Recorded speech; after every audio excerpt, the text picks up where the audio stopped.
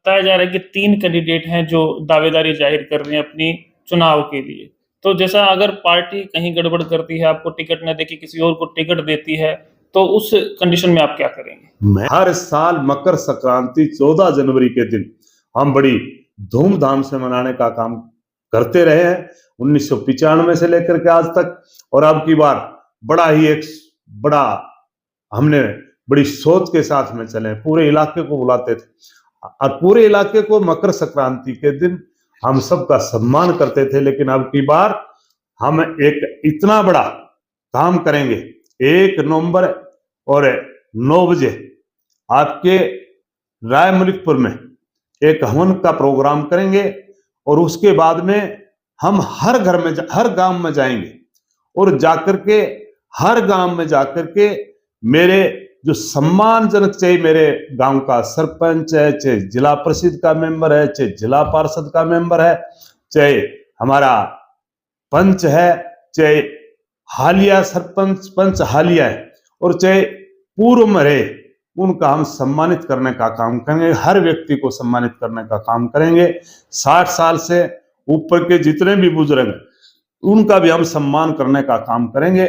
ऐसी एक सोच के साथ में हम पूरे इलाके में जाएंगे और उनको निमंत्रण भी 14 जनवरी मकर संक्रांति का दिन का नुता भी दे करके आएंगे।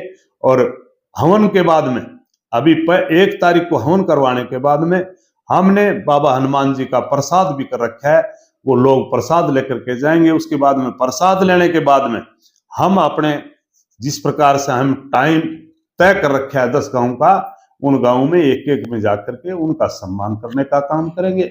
इसी रफ्तार के साथ में हमें लेकर के आपका नवंबर, दिसंबर, जनवरी लगातार 13 तारीख तक सबका सम्मान करते हुए और 14 की मैं ये कहूं कि लाखों की भीड़, लाखों की सम्मान के लिए हम लोगों को बुलाने का काम करेंगे। वहां भी हम जिस प्रकार से हर साल प्रसाद करते आए, उसी प्रकार से मकर संक्रांति का चूरमा एक जगह बैठ करके हम पूरे पार्लियामेंट्री कॉन्स्टिट्यूंसी को एक जगह बैठा करके प्रसाद हम साथ करने का काम अब की बार करेंगे।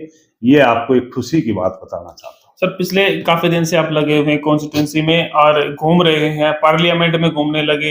लगभग 1 साल से 3-4 प्रोग्राम ऐसे हुए जिसमें लाखों की भीड़ आई और अब जैसे आप बता रहे हो कि पूरे आस-पास के एरिया में घूमेंगे और चुनाव लड़ने की बातें भी सामने आ रही हैं। तो इसको लेके क्या मानते हो, लोग इकट्ठा होंगे, चुनावों का समय है?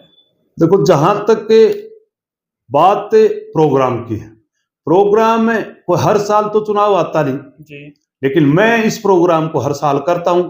पिछली साल भी आपने देखा होगा हमने कितनी बड़ी 3 दिन में पूरे इलाके को करीने में बुला करके, चाहे वो कोई भी था, चाहे सम्मानित पंच साहब, सरपंच था, चाहे बुजुर्ग था, हर आदमी को हमने अपने कलीणा में, चेलावास में बुला करके लोगों को मान सम्मान करने का काम किया। लेकिन उसमें हमने 2-3 दिन प्रोग्राम किया, उसकी वजह से हमें कई दिक्कतें आई, काफी भीड़ हुई, कई लोग हमारे सम्मान से वंचित भी रहे रोड जाम भीड़ को देख करके, क्योंकि 5-7-8 किलोमीटर रोड जाम हो गया था और उसकी वजह से शायद अपने आप में कई आदमी भीड़ से बचने के लिए आ नहीं पाए। तो हमने अब की बार प्रोग्राम बनाया कि हम अब की बार निमंत्रण दे करके आएंगे, लेकिन गांव गांव में जाकर के हम अपने बुजुर्गों का, अपने सम्मानित हमारे पंच सरपंच, उनका सम्मान वहीं कर करके आएंगे। जहां तक चुनाव की बात है, चुनाव इसमें कोई दो राय नहीं। मैं ये नहीं कहूंगा कि मैं एकला व्यापारी, मैं ये नहीं कहूंगा कि मैं एकला शिक्षाविद हूं, लेकिन जहां तक बात चुनाव की आती है, चुनाव मेरे वैसे खून में तो मैं नहीं कह सकता, क्योंकि न तो मेरा दादा कोई पंच था, ना सरपंच था, न ही मतलब हमारी इस बात को लेकर के कोई सोच थी। लेकिन जिस प्रकार से आपके बीच में आए और हमने जिस प्रकार का आपके बीच में शिक्षा देने का काम किया, उसको लेकर के लोगों की एक भावना थी और भावना भी ठीक है। मैं जब छोटा काम किया तो लोगों ने मुझे यहाँ से मोटिवेट करने का काम किया और मैंने 2005 में एमएलए का चुनाव लड़ा, विधायक का, और 2005 में मैंने नारनौल से चुनाव लड़ा। मैं मात्र 2600-2700 वोट से मैं पराजित रहा। लेकिन उसके बाद में लोगों का, मेरे को जिस प्रकार से लोगों का मेरे प्रति प्यार बढ़ता गया और उसको लेकर के मैं भी लोगों के बीच में गया। उन्होंने मेरे को 2009 में नांगल चौधरी से माननीय ओम प्रकाश चौटाला ने मुझे टिकट दी, और टिकट देने के बाद में मैं लोगों के बीच में गया। मैं ये कहूं कि इतना भारी प्यार मेरे को देने का काम किया। मैं 14,000 वोटों से विजय रहा, मैं एमएलए बना। उसके बाद में लगातार जो प्यार बढ़ता गया, उसकी वजह से माननीय चौटाला साहब ने मुझे 14 में पार्लियामेंट का चुनाव लड़वाने का काम किया। मोदी जी की आंधी थी, लोग 8-10 लाख वोटों से हार रहे थे, कोई 5 से कोई 7 से। लेकिन जिस प्रकार का, क्योंकि कहीं न कहीं एक तो माननीय चौटाला साहब का प्यार था और मेरा भी अपना लोगों से प्यार था, तो मुझे तकरीबन 3 लाख वोट मिले। मैं मात्र 46,000 वोटों से पराजित रहा। उसको लेकर के लोगों का प्यार बराबर मेरे साथ में, और प्यार भी इसलिए मैं समझता हूं, मैं अपने मुंह से कहूं उससे पहले आप इलाके में जब जाओगे तो आपको पता लग जाएगा। क्योंकि 1966 में हरियाणा बना, और 1966 के बाद में हरियाणा प्रदेश में हमारे इलाके में भी बहुत राजनीतिक आए, पूरे प्रदेश में काफी राजनीतिक लोग आए, एमएलए भी आए, एमपी भी आए, मुख्यमंत्री भी बने। इस इलाके से काफी लोग राजनीतिक में सक्रिय रहे। लेकिन मैं तो कोई राजनीतिक आदमी नहीं और न ही राजनीतिक आदमी था, लेकिन आज मैं राजनीतिक हूं क्योंकि लोगों ने मेरे को इतना प्यार दिया। और वो प्यार इसलिए दिया, 1966 से लेकर के आज तक मैं दावे से कह सकता हूं, जो आपने कर दिया, जो आपने इस इलाके को दे दिया, मैं दावे से कह सकता हूं सारों को जोड़ लेना। हमने इस इलाके को जितने अधिकारी दे दिए, जितने मैं ये कहूं कि इस इलाके को मान सम्मान दे दिया, वो चाहे आज विदेशों की बात करें, चाहे देश की बात करें, चाहे प्रदेश की बात करें, हमने इस इलाके को बहुत कुछ दिया है।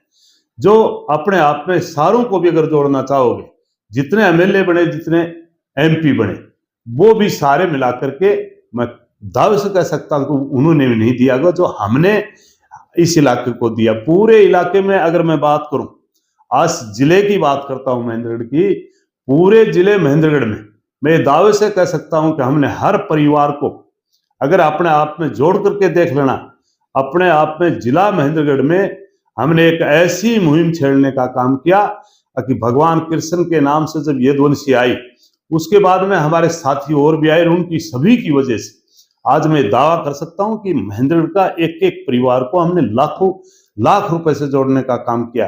ये ठीक बात है कि कोई परिवार अपने आप में अगर लाख से नहीं भी जुड़ा, तो हमने ऐसे ऐसे परिवार भी हमारे पास में जो 10-10 लाख रुपए महीने के, इससे आपकी वजह से, भगवान कृष्ण की वजह से, यदुवंशी की वजह से, वो परिवार आज लाख रुपए पर हर परिवार में अगर बांटने का काम करोगे, तो हमने हर परिवार को लाख रुपए से पर महीने जोड़ने का काम किया है।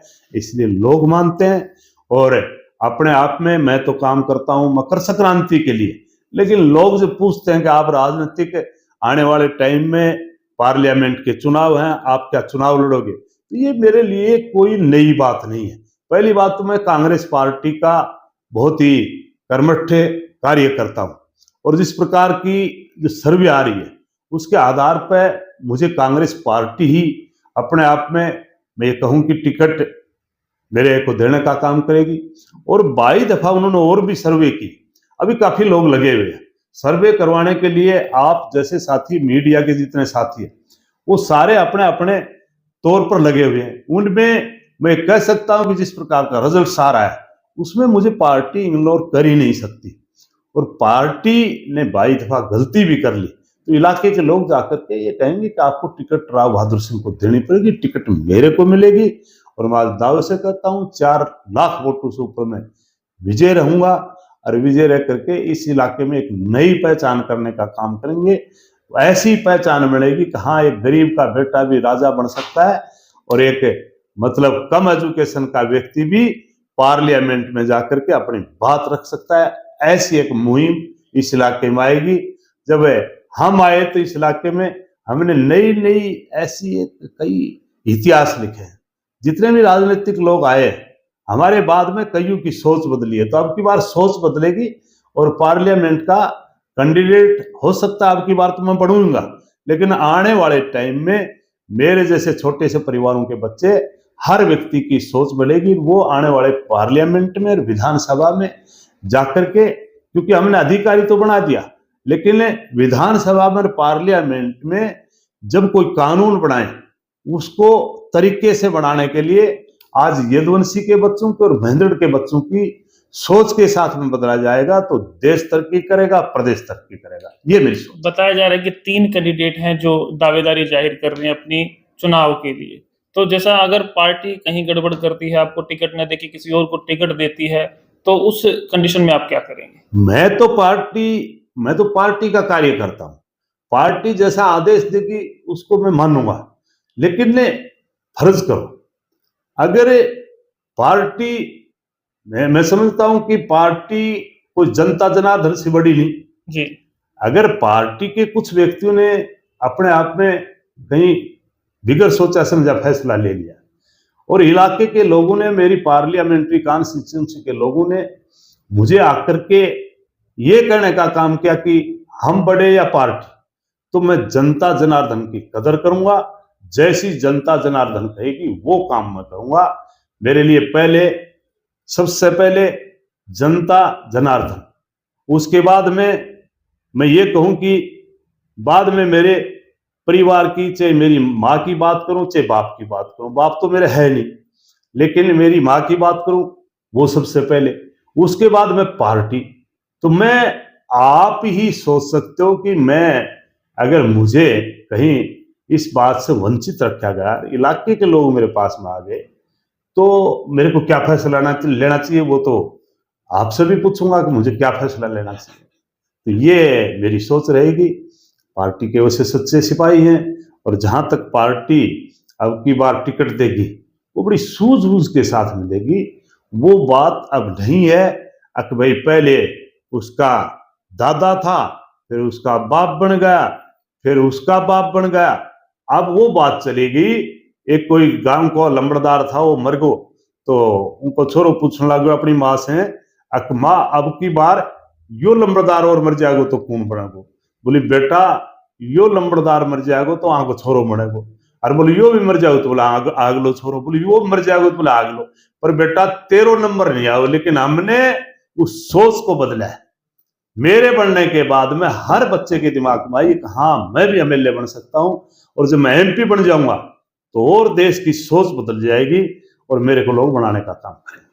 तो दोस्तों, जैसा आपने वीडियो में देखा और चेयरमैन साहब के विचार सुने, इनको लेके आपकी क्या राय है, उनको आप कमेंट बॉक्स में अपने सवाल या जवाब के रूप में लिखें।